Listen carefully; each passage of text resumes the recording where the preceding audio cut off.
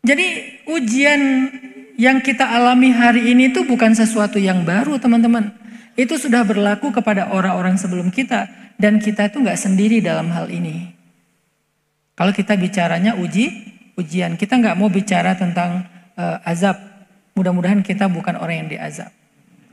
Saya hari ini agak prihatin ya dengan istilah ain dan istidraj. Kan nggak tahu ya, sekitar 2 tahun terakhir 2 kata ini sering banget dipakai ya. Tapi menurut saya udah nggak tepat lagi pemakaiannya. Itu menurut saya agak-agak identik dengan iri sebetulnya. Kalau ada teman kita yang dipuji, awas kena ain. Dipuji dikit, diancam dengan ain. Atau ada teman kita yang susah, kayaknya tuh kena ain sih. Nanti kalau ada teman kita yang dapat kebaikan, itu istidraj sih kata aku. Jadi kita jadi judging ya, jadi mudah sekali menghakimi orang lain. Kalau nggak ain ya istidraj. Pas susah kena ain, pas dapat kebaikan istidraj. Saya nggak setuju dengan istilah ini untuk dipakai sembarangan. Ini istilah sebetulnya istilah judgment. Dan istilah ini hanya boleh dipakai oleh seorang mufti atau seorang ulama yang mengerti detail dari kriteria mana ain, mana istidraj. Nggak boleh sembarangan kita lempar, ini istidraj. Si fulan beli mobil, kayaknya istidraj sih dia tuh. Kenapa ya ada teman saya yang dia pacaran, yang dia kayaknya nggak sholat, tapi kok karirnya bagus, nilainya bagus, di organisasi bagus. Siapa bilang bagus? Itu tuh istidraj tau nggak sih?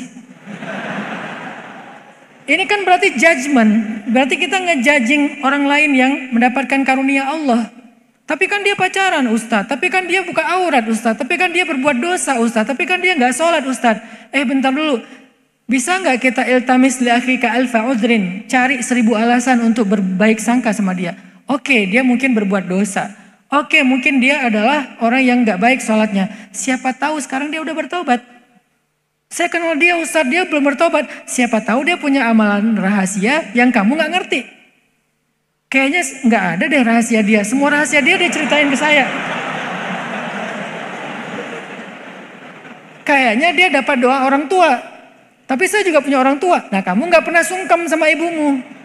Kalau dia selalu cium tangan ibunya, nelpon ibunya beberapa hari sekali, nelpon ayahnya minta restu. Kamu sendiri gak pernah lakukan itu. Artinya dia itu bukan lagi istidraj, dia itu lagi dapat nikmat dari Allah. Alasannya Allahu a'lam. Jangan sampai orang dapat nikmat istidraj, begitu orang dikasih ujian untuk diangkat derajat, kita bilang ain. Padahal Nabi kalau ngejenguk orang sakit nggak bilang ain, Nabi bilangnya apa? La ba'sa tahurun insyaallah. Nggak apa-apa, ini pembersih.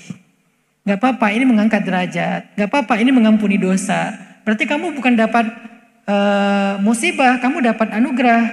Dengan bentuk sakit, dengan bentuk ujian untuk membersihkan dosa dan mengangkat derajat. Kayak gitu cara Nabi bergaul. Bukan ketemu orang, kamu dapat ain di mana sih?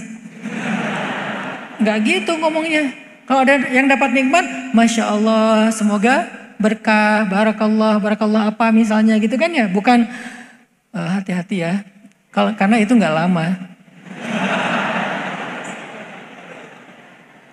Padahal ada orang di dalam surat Al-Kahfi yang jelas-jelas istidraj, itu kawannya bilang apa? Qala li sahibihi wa huwa yuhawiruhu akafarta billadhi khalaqaka min turab laula idh dakhalta jannataka qulta ma sya Allah. Dibilang nggak? Anta asabakal istidraj, kamu mendapatkan istidraj. Nggak ngomong gitu. Dia tapi ngomongnya gimana?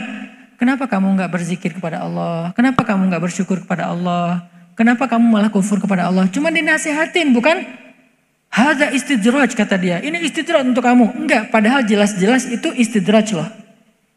Laki-laki yang kaya banget itu, yang kemudian mengatakan ma'azunnu an tabida hadhihi abada, ini enggak akan pernah binasa lagi, aku akan kalau nanti setelah aku mati pun dapat kebaikan yang kayak gini, bla bla bla lah dia bilang.